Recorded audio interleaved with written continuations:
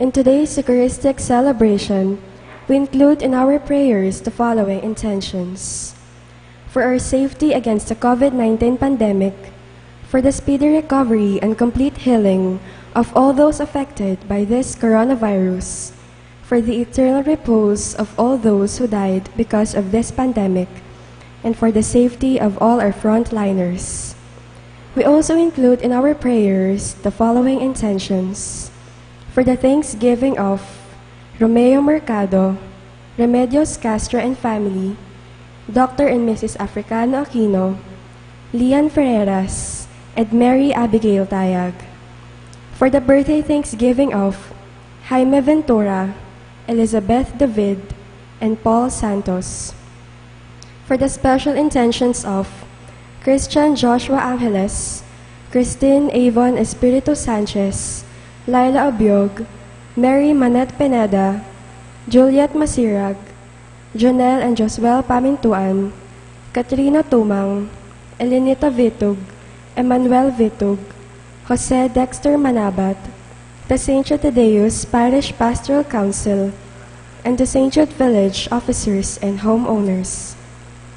For the speedy recovery, safety, good health, and complete healing of Baby Glornita Ganya, Paz Sewing, Annalyn Ocampo, Nilo Odan, Jose Mercado, Mark Lester Arce, Happy Sanchez Romero, Michelle and Mark Anthony Sengson, Rodel Gabarda, Margarita Sanchez, and all our sick relatives and friends, and for the eternal repose of the souls of Norma, Eusebio, Francisca, Emiliano Sr., Celarina, Marcelo, Dolores, Roman, Felix, Berning, Teresita Zablan, Thelma Suplico, Arturo Vitug, Jesus Manabat Sr., Eduardo, Natividad, Dominga, Manuel, Arturo, Jesus, Net, Kikoy, and all poor souls in purgatory.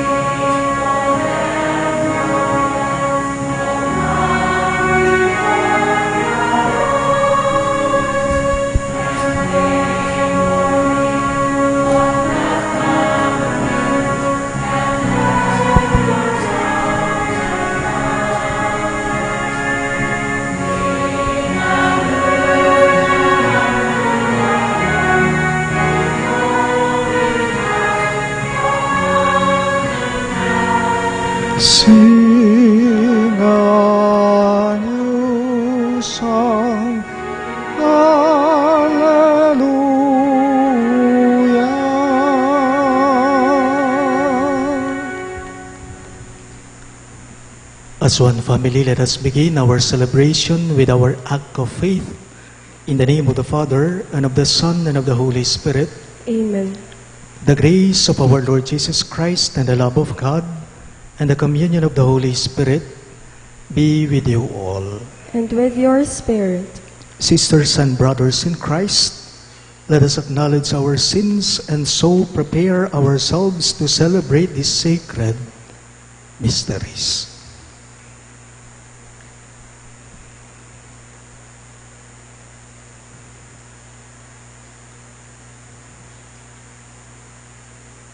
Together we say, I confess To Almighty God, and to you, my brothers and sisters, that I have greatly sinned in my thoughts and in my words, in what I have done and in what I have failed to do, through my fault, through my most grievous fault. Therefore I ask Blessed Mary, ever Virgin, all the angels and saints, and you, my brothers and sisters, to pray for me to the Lord our God. May Almighty God have mercy on us, forgive us our sins, and bring us to everlasting life. Amen.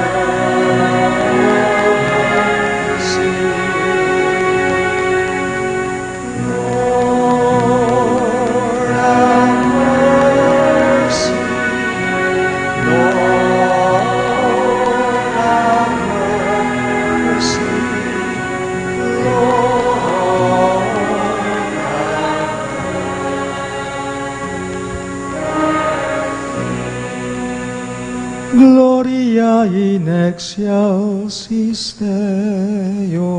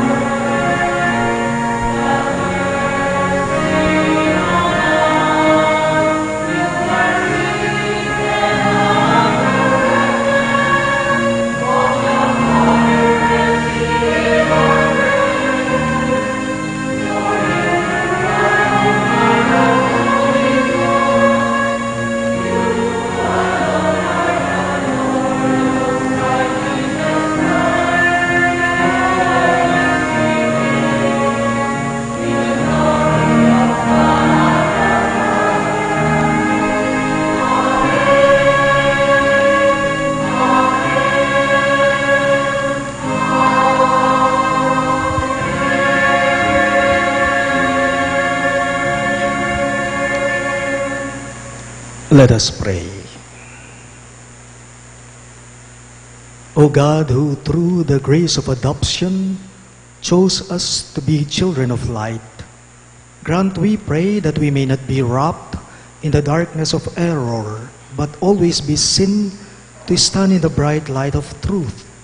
Through our Lord Jesus Christ, your Son, who lives and reigns with you in the unity of the Holy Spirit, one God, forever and ever.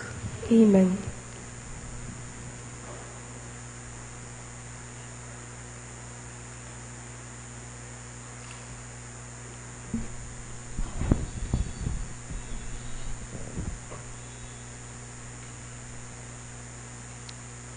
A reading from the second book of Kings. One day, Elisha came to Shunem, where there was a woman of influence who urged him to dine with her. Afterward, whenever he passed by, he used to stop there to dine. So she said to her husband, "I know that Elisha is a holy man of God. Since he visits us often, let us arrange a little room on the roof and furnish it for him with a bed, table, chair, and lamp, so that when he comes to us, he can stay there." Sometime later, Elisha arrived and stayed in the room overnight. Later asked Elisha, "Can something be done for her?" Her servant Gehazi answered, "Yes. She has no son, and her husband is getting on in years." Elisha said, "Call her." When the woman had been called and stood at the door, Elisha promised, "This time next year, you will be fondling a baby son." The word of the Lord. Thanks be to God. Let us respond to the verses with a song. Forever I will sing the goodness of the Lord. Forever I will sing the goodness of the Lord. The promises of the Lord I will sing forever. Through all generations, my mouth shall proclaim your faithfulness. For you have said, "My kindness is established forever." In heaven, you have confirmed your faithfulness. Forever I will sing the goodness of the Lord. Blessed the people you know the joyful shout. In the light of your countenance, O Lord, they walk.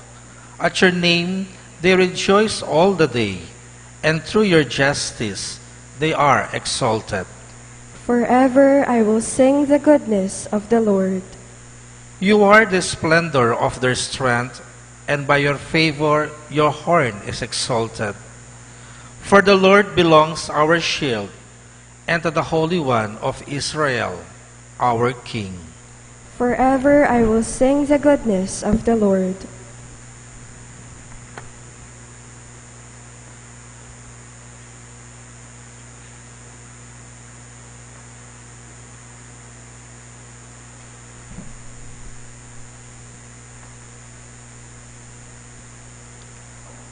A reading from the letter of St. Paul to the Romans. Brothers and sisters, are you unaware that we who were baptized into Christ Jesus were baptized into his death?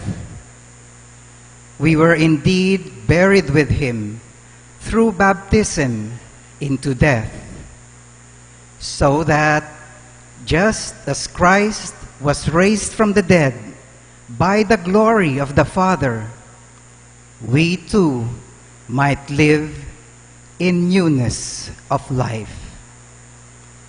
If then we have died with Christ, we believe that we shall also live with him. We know that Christ, raised from the dead, dies no more. Death no longer has power over him. As to his death, he died to sin once and for all. As to his life, he lives for God. Consequently, you too must think of yourselves as dead to sin, and living for God in Christ Jesus. The word of the Lord. Thanks be to God. We all rise to honor the Holy Gospel.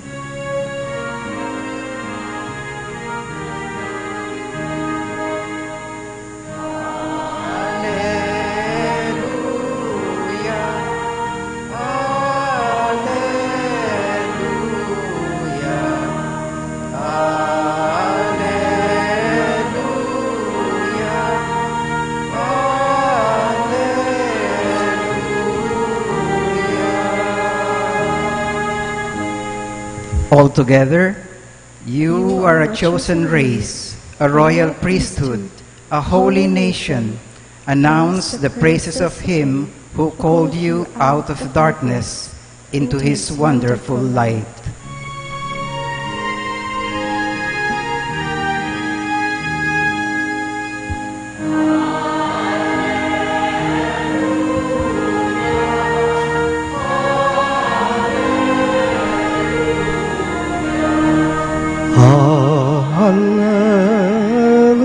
Hallelujah, hallelujah.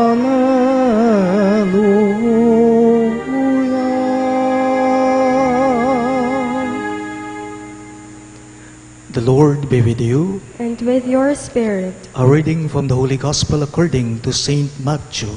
Glory to you, O Lord.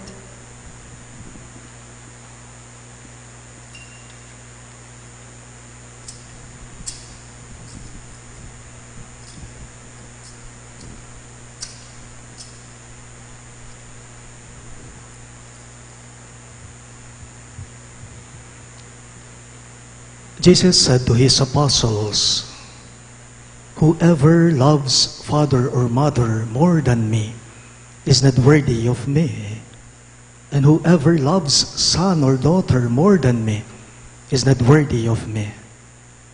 And whoever does not take up his cross and follow after me is not worthy of me. Whoever finds his life will lose it, and whoever loses his life for my sake will find it. Whoever receives you receives me, and whoever receives me receives the one who sent me. Whoever receives a prophet because he is a prophet will receive a prophet's reward, and whoever receives a righteous man because he is a righteous man will receive a righteous man's reward. And whoever gives only a cup of cold water to one of these little ones to drink, because the little one is a disciple, amen, I say to you, he will surely not lose his reward."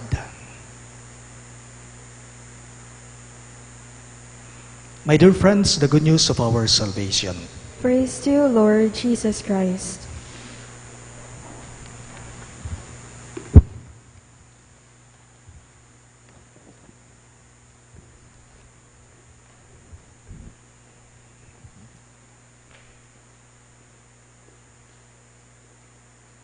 Sa panahon po natin ngayon, mabilis po sa atin ang magpalit sa mga bagay-bagay. At naniniwala ako, hindi lamang po sa mga bagay-bagay, kahit pa man din po sa ating mga desisyon sa buhay. Ang bilis nating magpalit. Halimbawa po, may bagong labas na unit ng cellphone, sige, palit agad. Bili agad. Kahit po pwede pa, maayos pa yung dating ginagamit natin. O kaya naman po, may bagong labas na model ng sasakyan, kuha agad, bili agad, palit agad. Sabi po nila, ang mga kabataan daw po ngayon, ang bilis sa kanila na magpalit ng girlfriend o ng boyfriend. I just do not know if that is true. Kahit pa man din po sa isang Kristiyano, sa isang Katoliko. Ang isang Katoliko, ang isang Kristiyano, alam ninyo, kapag may hinanakit siya o tampo sa simbahan, agad-agad lilipat yan ng ibang sekta. Pero kapag ka namatayan sila, o kaya namatay siya, magre-request ng misa. Ang bilis nga naman po sa atin ang magpalit. Kaya nga kung minsan naiisip ko rin paano kaya kung pwedeng palitan ang asawa? Siguro, ang mga iba sa atin o marami sa atin, ang magmamadali sila, mag-uunahan sila, kasi pwedeng magpalit Paalala lang po, hindi naman po masama na magbago ang isip natin, ha? Wala naman pong masama na magpalit ng iniisip natin, lalong-lalo na halimbawa, kung sa tingin mo, napagnilayan mo o napagtanto mo, na parang hindi yata maganda o mabuti yung unang desisyon mo. Kaya nga pinapalitan mo ito sa mas mabuti, sa mas tingin mong maganda. Sa mabilis na papalit-palit sa mga bagay-bagay at sa mga desisyon natin sa buhay, sana po lahat tayo, huwag nating ipagpapalit kanino man at sa kahit ano paman ang Diyos. Kahit sino at kahit sa ano, huwag mong ipagpapalit ang Diyos. Higit sa lahat, ang Diyos dapat ang pinakamahalaga sa atin. Higit sa lahat, ang Diyos dapat ang pinakauna sa buhay natin. The Lord is telling us in today's gospel that whoever loves father or mother more than me is not worthy of me. He said that. And whoever loves a son or daughter more than me is not worthy of me. Sinabi ni Jesus yun sa mga apostol niya. So, nais pala ng Diyos sa ating lahat na dapat siya ang pinakamahalaga, pinaka-importante sa atin. What does that mean? Pinakamahalaga, ibig sabihin, pinakauna. Pinakamahalaga, ibig sabihin, siya ang sentro dapat sa buhay natin. Huwag mong ipagpapalit kanino man at sa kahit ano paman ang Diyos. Remember, all that we have right now in our lives is not ours. What we have, everything that we have, was just entrusted to us by God alone. Trabaho mo, posisyon mo, katungkulan mo, negosyo, bahay, sasakyan, pera, ipon sa bangko. Well, we all need this. Pero sana po, pag sa Diyos na, ang lahat ng ito'y naitatabi na. Para sa Diyos, pag sa Diyos na, lahat po nito ay dapat ay kinakalimutan na, itinatabi na natin. Migit yang palaki nga pong Ginoo kesa karetingan. Migit ya kaulaga ka-importanti ing Diyos. Kesa king nano paman at king nino paman keti king yato. The Lord Himself is enough for us. Only God is enough. Kaya dapat, huwag natin siyang ipagpalit. Dapat siya yung sentro. Pinakauna, pinakamahalaga. Pangalawa po, ang buhay mo'y hindi mapapariwara. Ang buhay mo'y di mawawala kung susunod ka sa Kanya. By the way, ang pagsunod po o paglilingkod sa Diyos, hindi lamang po yung mga nakikita nating nagsiserve o naglilingkod sa simbahan. Maaari mo rin kasing paglingkuran ng Diyos sa pamamagitan ng mga gawain mo sa buhay, yung araw-araw na ginagawa mo. Gawaing kabanalan, gawaing kabutihan sa buhay mo at sa ibang tao. Alam niyo, marami po sa atin na naglalaan sila ng oras nila, ng panahon nila sa paglilingkod sa Diyos at sa kapwa. Well, that's good. Mabuti ang ganong pananaw o ang ganong layunin sa buhay. Yung ibinibigay mo, inilalaan mo ang paglilingkod sa Kanya at sa iyong kapwa. Pero hindi rin po natin kasi maiiwasan, alam ninyo, na kahit naglilingkod tayo, kahit na sumusunod tayo kay Kristo, darating at darating sa buhay natin na mag-aalinlangan talaga tayo. May mga pangamba, may mga pag-aalinlangan. Natural na yan Normal na yan. Palagi kong sinasabi ito sa inyo. Yun bang kapag naglingkod ako sa Kanya, kapag ibinigay ko yung oras ko, yung panahon ko sa Kanya, baka naman mababawasan yung ibang pwede ko pang gawin. Kung minsan, ganyan yung iniisip natin Ganyan yung mentalidad, pananaw natin Yun bang mababawasan ng ipon ko ang pera ko. Kasi itutulong ko lang pala sa mga nangangailangan na tao. Ang malilimitahan ang oras ko, ang panahon ko, kasi kailangan kong mamili sa dalawa. Gumawa ng husto, maglingkod sa Diyos, o mas pagtuunan ko ng pansin yung hilig ko, yung bisyo ko. Ganyan yung pag-iisip natin kung minsan. Mababawasan ang kaligayahan ko. Kasi kailangan ko palang palaging nagdarasal at tumutulong sa kapwa pagkakawang gawa. Lugi pala ako kung susunod ako kay Kristo. Ang hirap naman sa kana pag may panahon na, ang hirap naman para din akong may pasan-pasan. Alam po ninyo, may panalangin po si St. Ignatius, San Ignacio de Loyola. Ang ganda po ng panalangin ni San Ignacio, sabi po niya, mula sa iyo ang lahat ng ito, muli kong handog sa iyo. Kalagong Ama, no? Mula sa iyo ang lahat ng ito, muli kong handog sa iyo. Napansin po ninyo, ano man palang bagay na meron tayo ngayon, yan ay ibinigay sa iyo. Yan ay pinagkaloob sa iyo. Ano man palang bagay na pag-aari natin, na iniisip natin, yan ay ipinahiram sa iyo. Remember, we are stewards. Katiwala. Ipinagkatiwala. Sabi ko nga sa inyo kanina, it was just entrusted to you. Kaya't wala naman palang mawawala sa atin sa tinatawag nating sa atin. Kasi sa totoo lang, ito'y hindi sa atin. Sabi pa po ni San Ignacio, ipagkaloob mo lamang ang pag-ibig mo, ang lahat tatalikdan ko. Sabi niya sa panalangin niya, ipagkaloob mo lamang ang pag-ibig mo, ang lahat tatalikdan ko. Paalala lang po, ang pag-ibig ng Diyos, ang pagmamahal ng Diyos ay pangkalahatan.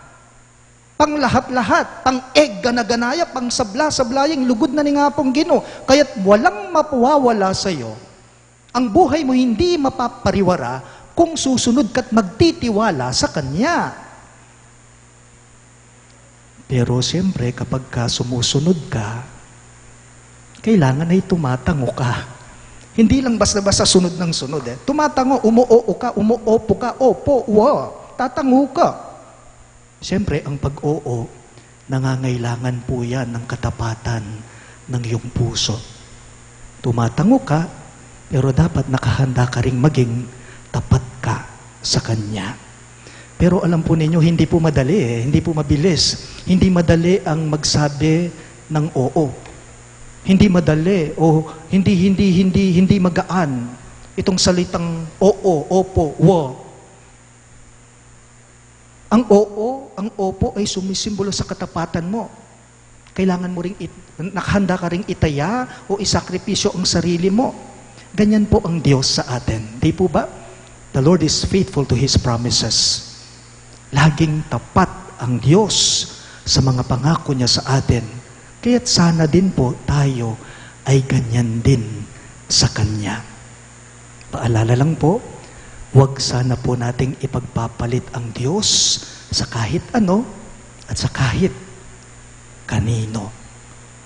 Remember, buhay ka, nabubuhay ka, yan ay dahil sa Kanya. Buhay ka, nabubuhay ka, yan ay dahil lamang sa Kanya. Please all rise. We now profess our faith. I believe in one God, the Father Almighty, maker of heaven and earth, of all things visible and invisible. I believe in one Lord Jesus Christ, the only begotten Son of God, born of the Father before all ages, God from God, light from light, true God from true God, begotten, not made, consubstantial with the Father. Through Him all things were made. For us men and for our salvation, He came down from heaven, and by the Holy Spirit was incarnate of the Virgin Mary, and became man.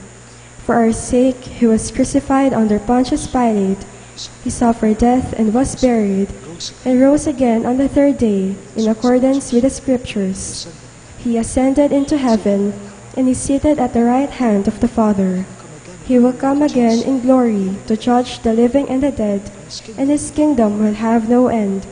I believe in the Holy Spirit, the Lord, the giver of life, who proceeds from the Father and the Son, who with the Father and the Son is adored and glorified, who has spoken through the prophets. I believe in one holy, Catholic, and Apostolic Church.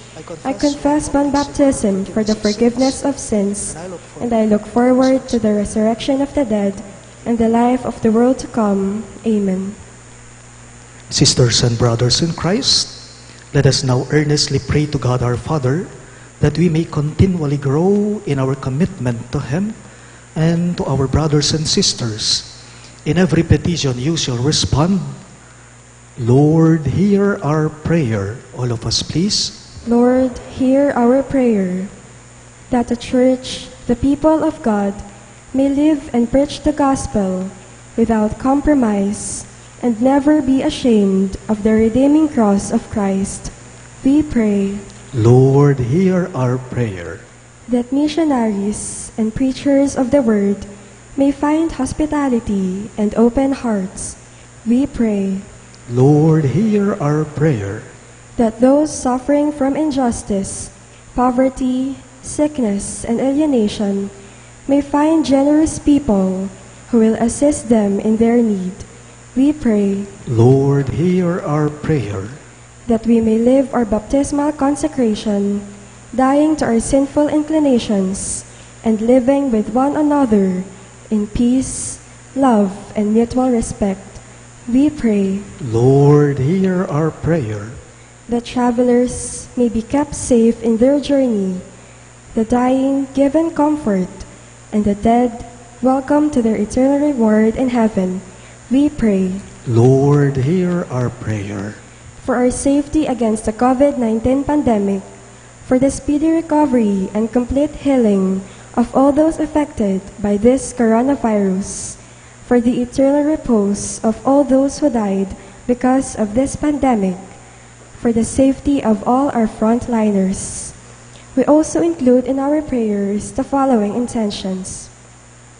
For the thanksgiving of Romeo Mercado, Remedios Castro and family, Dr. and Mrs. Africano Aquino, Lian Ferreras, and Mary Abigail Tayag. For the birthday thanksgiving of Jaime Ventura, Elizabeth David, and Paul Santos. For the special intentions of Christian Joshua Angeles, Christine Avon Espiritu Sanchez, Laila Obiog, Mary Manette Pineda, Juliet Masirag, Janelle and Joswell Pamintuan, Katrina Tumang, Elenita Vitug, Emmanuel Vitug, Jose Dexter Manabat, the St. Thaddeus Parish Pastoral Council, and the St. Jude Village officers and homeowners. For the speedy recovery, safety, good health, and complete healing of baby Glornita Ganya, Paz Suing, Annalyn Ocampo, Nilo Odan, Jose Mercado, Mark Lester Arce, Happy Sanchez Romero, Michelle and Mark Anthony Sengson, Rodel Gabarda, Margarita Sanchez, and all our sick relatives and friends, and for the eternal repose of the souls of Norma, Eusebio, Francisca, Emiliano Sr., Celerina, Marcelo, Dolores, Roman, Felix, Berning, Teresita Zablan, Thelma Suplico, Arturo Vitug, Jesus Manabat Sr., Eduardo, Natividad, Dominga, Manuel, Arturo, Jesus, Net, Kikoy, and all poor souls in purgatory, we pray. Lord, hear our prayer. Let us now pray for our personal intentions. Almighty Father, make us worthy of your love as we struggle to follow you stay close to us and protect us. We ask this through Christ our Lord. Amen.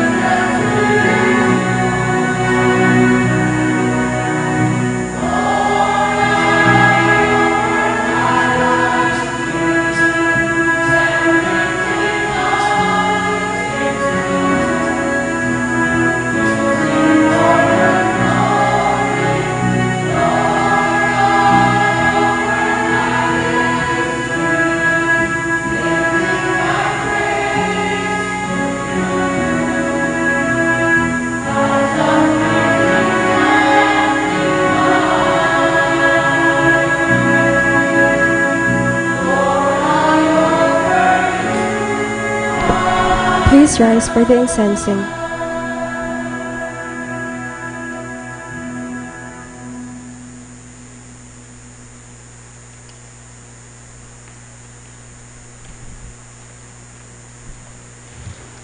Pray, my dear friends, that my and your sacrifice may be acceptable to God, the Almighty Father.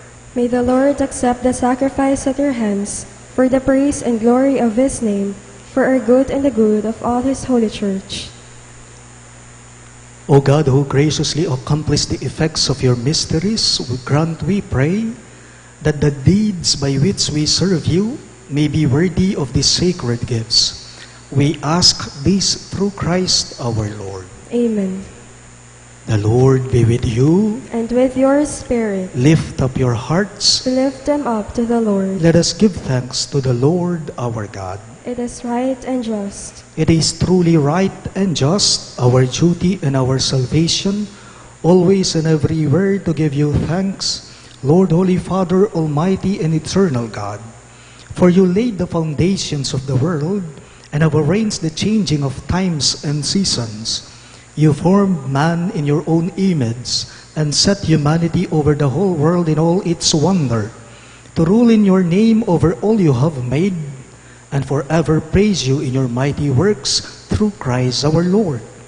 And so, with all the angels we praise you, as in joyful celebration we all acclaim.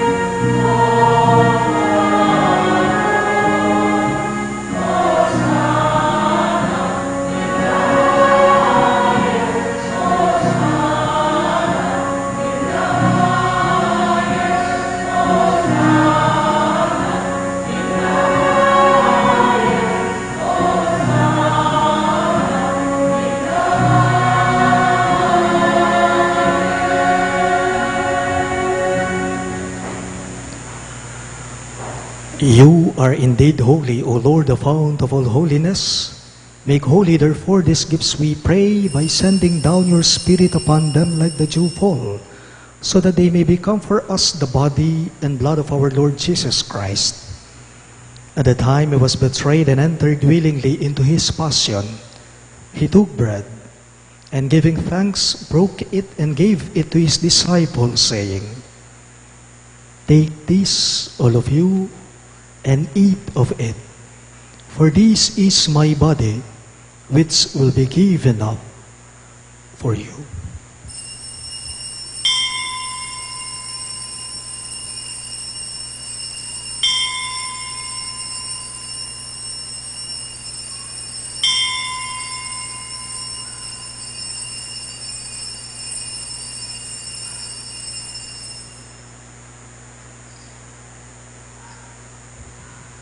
In a similar way, when supper was ended, he took the chalice, and once more giving thanks, he gave it to his disciples, saying, "Take this, all of you, and drink from it, for this is the chalice of my blood, the blood of the new and eternal covenant, which will be poured out for you and for many for the forgiveness of sins. Do this in memory of me."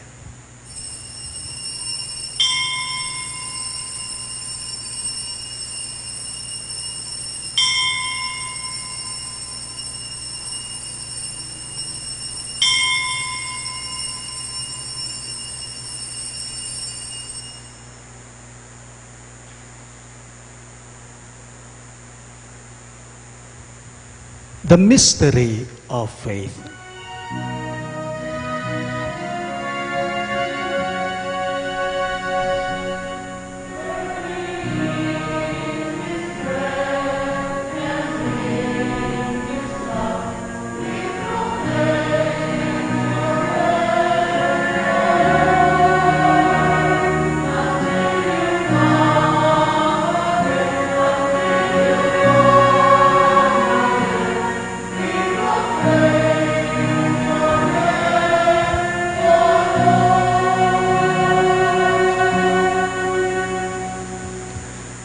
Therefore, as we celebrate the memorial of his death and resurrection, we offer you, Lord, the bread of life and the chalice of salvation, giving thanks that you have held us worthy to be in your presence and minister to you.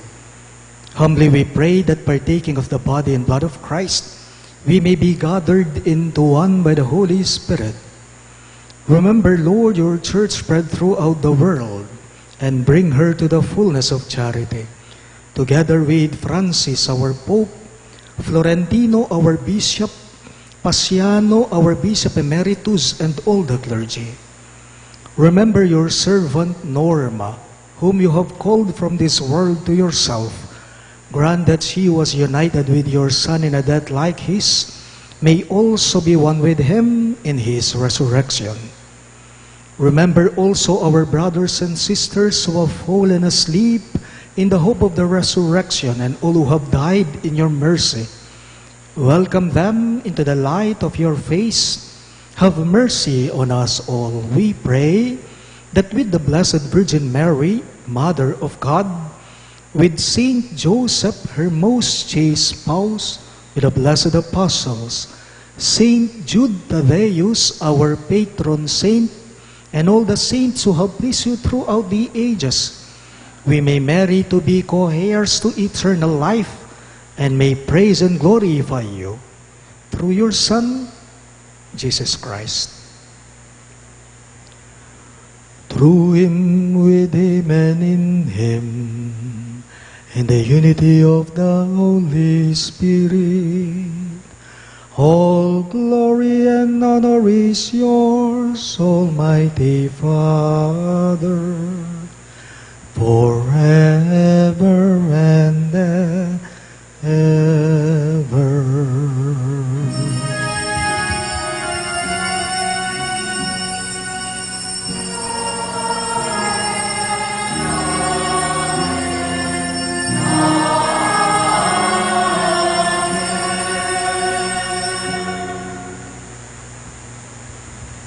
Let us now pray for the coming of the kingdom as Jesus taught us.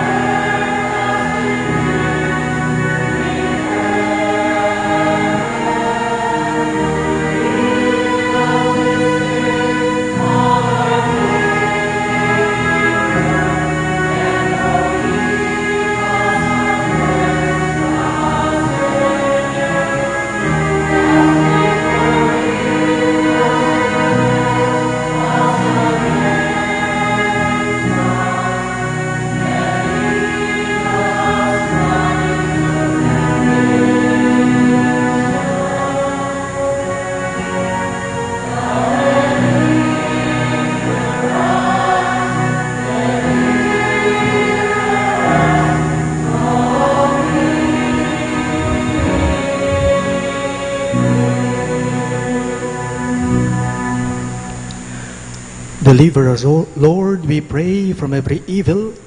Graciously grant peace in our days, that by the hope of your mercy, we may be always free from sin and safe from all distress, as we await the blessed hope and the coming of our Savior, Jesus Christ. For the kingdom, the power, and the glory are yours, now and forever. Lord Jesus Christ, who said to your apostles, "Peace I leave you, my peace I give you," look not on our sins, but on the faith of your church, and graciously grant her peace and unity in accordance with your will, who live and reign forever and ever. Amen. The peace of the Lord be with you always. And with your spirit. Let us offer each other the sign of peace. Peace be with you.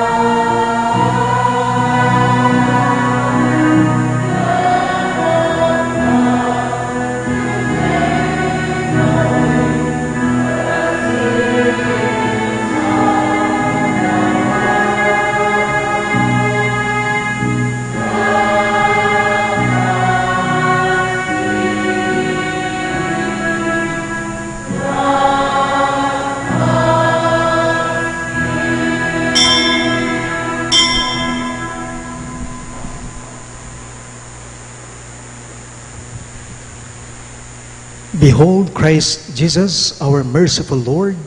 He is the Lamb of God who takes away the sins of the world. Happy are those who are called to his supper. Lord, I am not worthy that you should enter under my roof, but only say the word, and my soul shall be healed.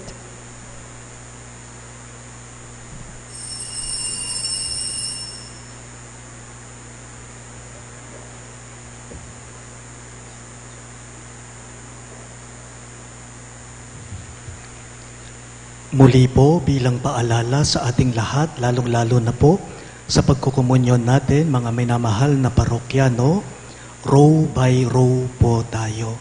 And when you receive the sacred host, the consecrated host, receive it not by your mouth but by the hands.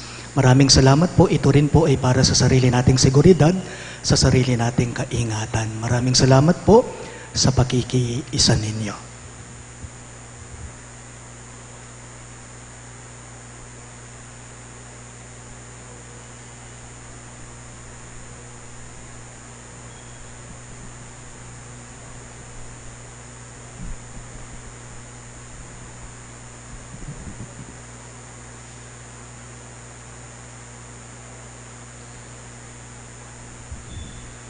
The body of Christ. Amen.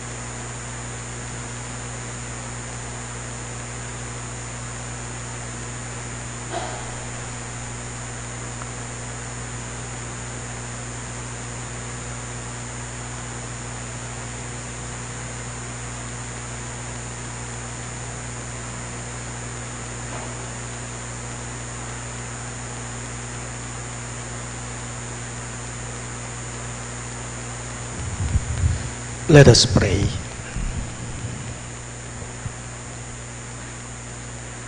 May this divine sacrifice we have offered and received fill us with life, O Lord, we pray, so that bound to you in lasting charity, we may bear fruit that lasts forever.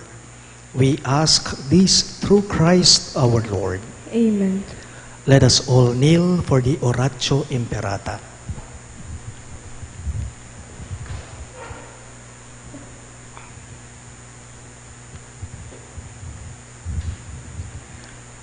Let us pray. God our Father, we come to you in our need to ask your protection against the COVID-19 pandemic that has disturbed and even claimed lives. We pray that you guide the people tasked to find cures for this disease and to stem its transmission. Protect the medical experts that they may minister to the sick with competence and compassion. We pray for those afflicted. May they be restored to health soon. Protect those who cared for them. Grant eternal rest to those who have died.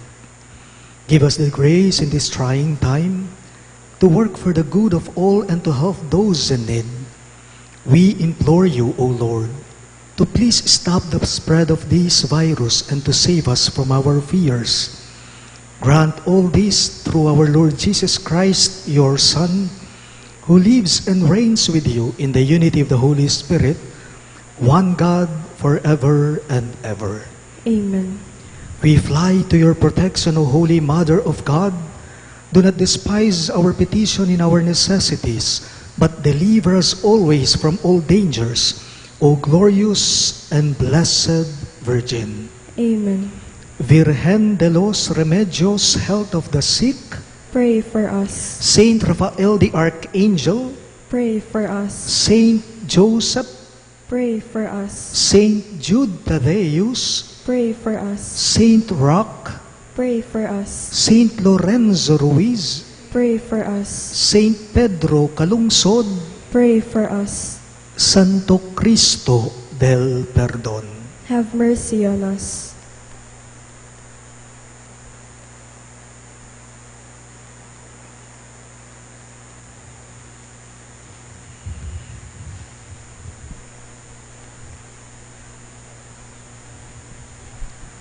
The Lord be with you, And with your spirit. and may the Almighty God bless you. The Father, and the Son, and the Holy Spirit. Amen. The Mass is ended, and our mission begins. Thanks be to God.